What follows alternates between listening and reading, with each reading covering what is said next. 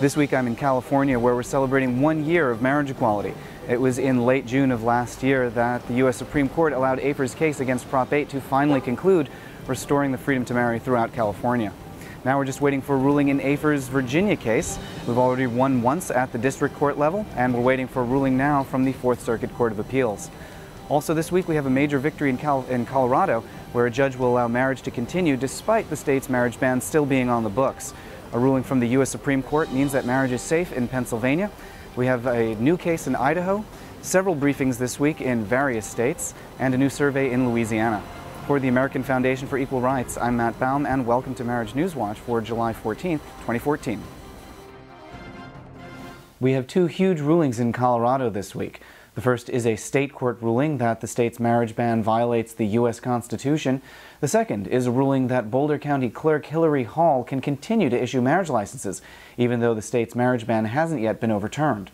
Boulder has been issuing marriage licenses for about a week, and following the decision that they can continue, they've been joined by Denver and Pueblo County. Hundreds of couples have so far been married in Colorado. Attorney General John Suthers has promised to appeal the ruling to try to stop the marriages, but Governor John Hickenlooper has asked him not to, saying that the decision puts Colorado, quote, on the right side of history. Marriage equality won another victory in Pennsylvania last week, this time from the U.S. Supreme Court. Justice Samuel Alito has rejected an attempt by a local clerk to try to put a stop to the Pennsylvania marriages.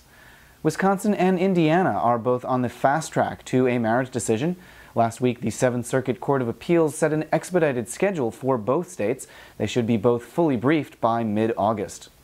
The opening brief in Indiana is due on Tuesday of this week, and in a Texas case, another brief is due on Wednesday. We're also expecting a ruling any day now in a case from Key West, Florida. At a hearing last week, anti-gay attorneys said that marriage equality has, quote, negative consequences, but couldn't actually name any.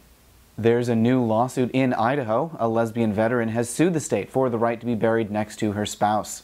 And a new survey in Louisiana shows that support for marriage equality is still low at 32%, but rising steadily year after year. Those are the headlines. Subscribe here on YouTube to stay up to date on all these stories.